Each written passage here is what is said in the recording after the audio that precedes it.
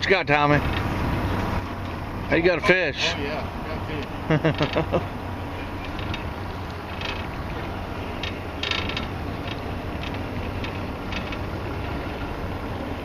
Come on, here we go. Ooh, nice flathead. Nice flathead. That's what we're looking for. Ain't that? Yeah, probably wouldn't hurt. Probably would not hurt. Oh. Can you even film at the same time? Damn.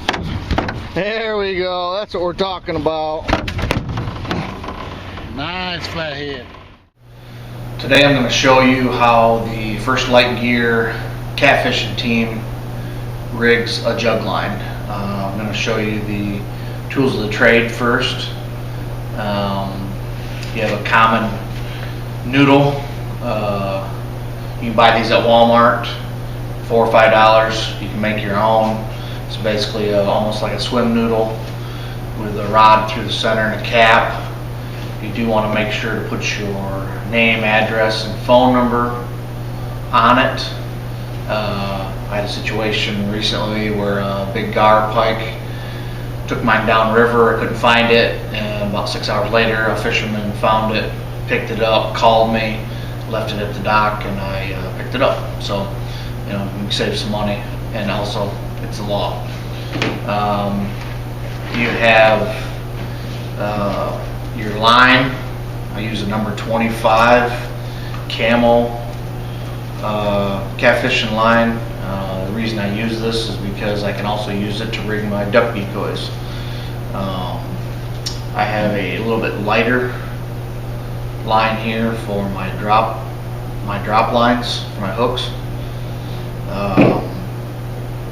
We have some beads with the larger hole in the center, so this line will fit through it. We have O'Shaughnessy style hooks. That's about a 10-aught. You can use anywhere from a 7 to a 10-aught hook. I use a 10. Just make sure it has the larger eyes in it. You can also use a circle hook, that works well too. We have 3-aught standard barrel swivels. We have a trot line clip, and what we do with that is we make our own weights. This here is about 2 1/4 pounds. Basically just formed out of a 16-ounce Dixie cup with sand mixed concrete and a wire hooked in the middle. And what we can do is, and I'll show you this later after we make these being attached to our jug line permanently. When we get ready to set our string of jug lines, we can just clip in with a trot line clip and hook it on. You can also, I like to use at least 2 pounds of weight. You can buy bell sinkers. These are 220s. I've rigged it with a loop of string. You can do the same thing with the trot line clip for a sinker. Basically the only tools you need are a knife and a lighter to burn your frayed ends of your line. So that's the tools you need, the parts you need. Pretty simple, and here in a few minutes we'll build one.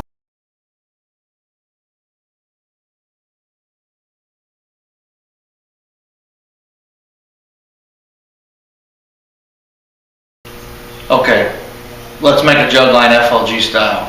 I fish in about 10 to 18 foot of water, so I want about 20, 22 foot of main line on my jug. So I just rough measure 20 foot.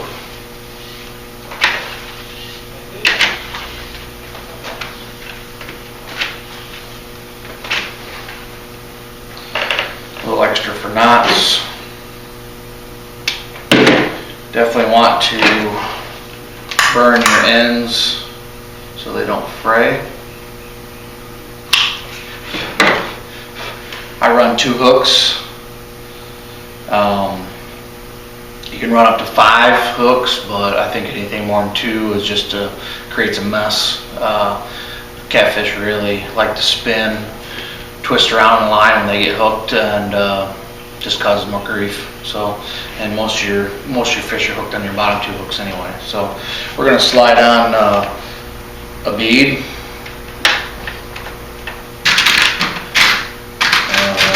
barrel swivel, another bead, another bead, another barrel swivel for our bottom hook, and another bead.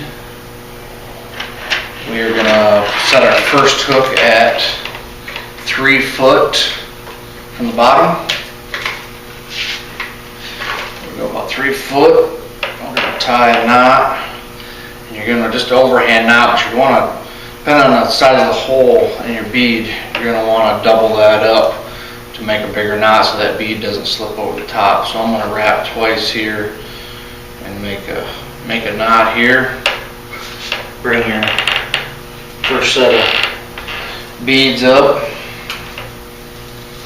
And what we're trying to do is we're trying to prevent, yeah, that won't slip over the top. We're trying to prevent that catfish from twisting the line up. So we want about 1 inch, 2 inches between your knots to let that slide. So we're going to wrap twice for our second knot.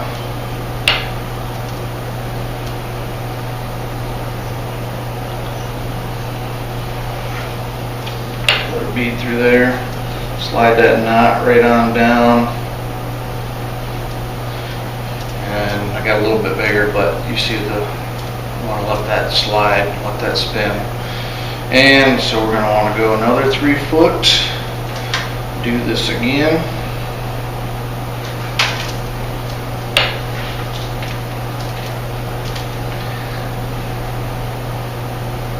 Double knot again.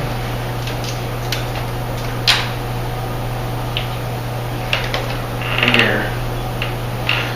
Next set of beads and here. Another double knot, top of that bead.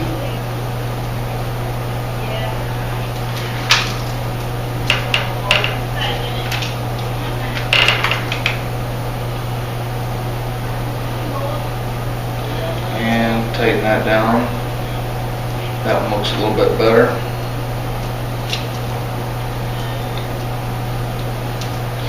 You see what I'm saying? And that will. Okay.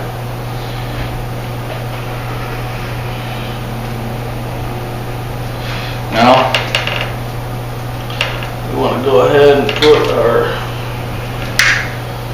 trot line on the bottom. We want a swivel on this trot line. So I'm going to go ahead and customize this trot line a little bit. We're going to go ahead and put a swivel on the end of this trot line clip. Spin that around. Put that back together.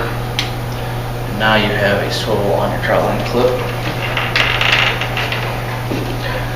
Go ahead and tie that on there. I like the old style tri-lean knot with a couple twists. Seems to be a good knot.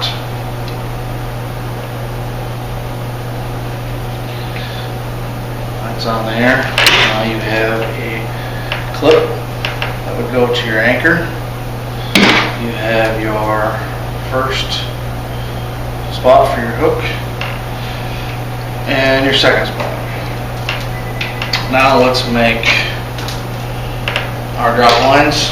We're going to use this smaller line here. We want about 6-inch drop loop, and I double up this line, so we want about a 12-inch piece of line here. Go ahead and fray our ends, or burn our frayed ends.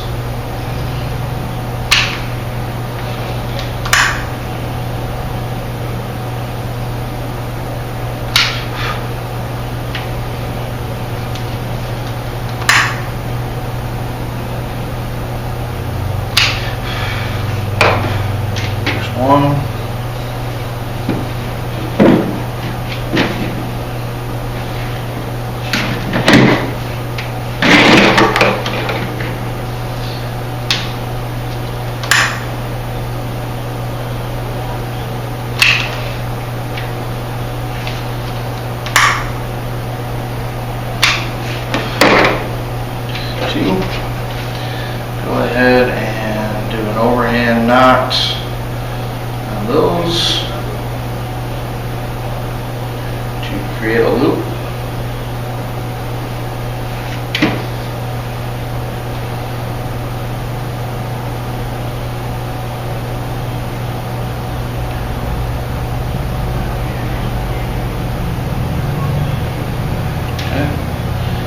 Now you have a loop. And put this on the swivel.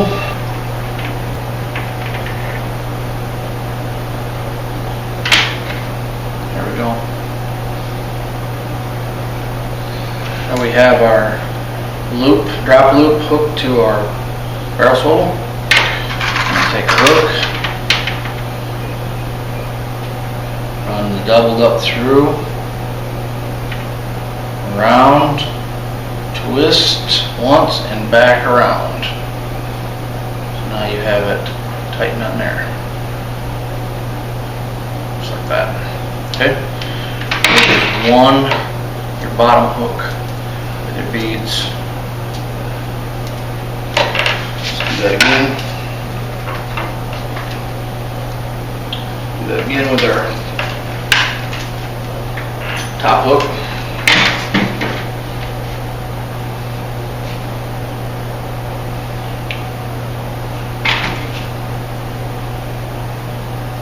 Through.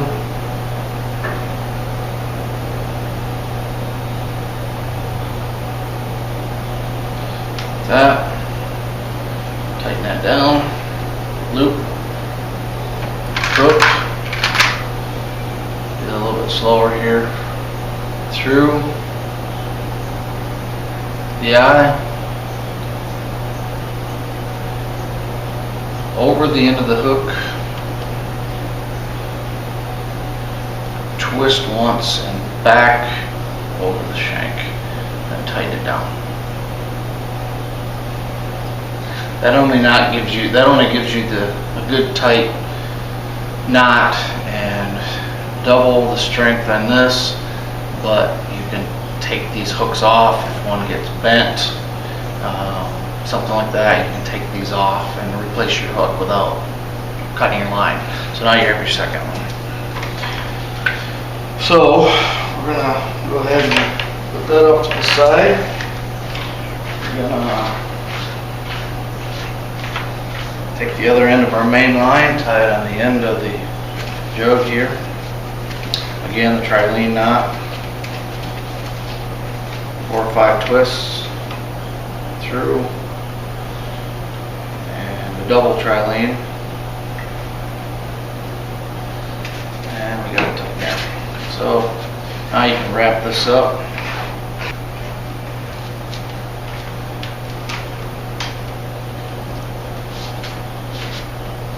Stuck in the carpet back there.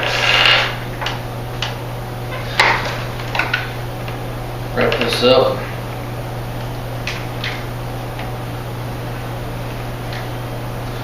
Right in your jug, keep wrapping. Your second one.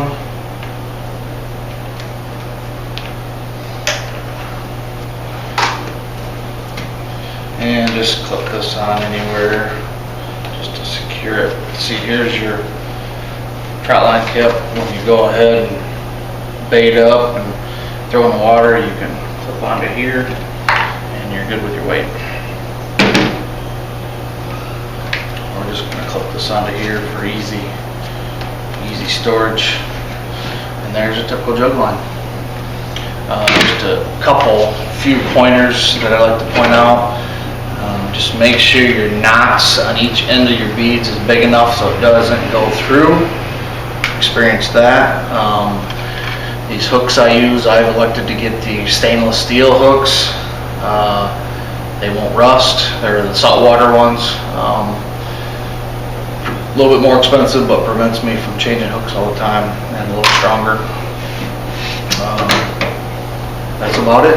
Thanks for watching, and enjoy the videos, and that's what we do. About 1.5, 2 miles downriver. We need help. Oh, we got big fish. That's a big cat.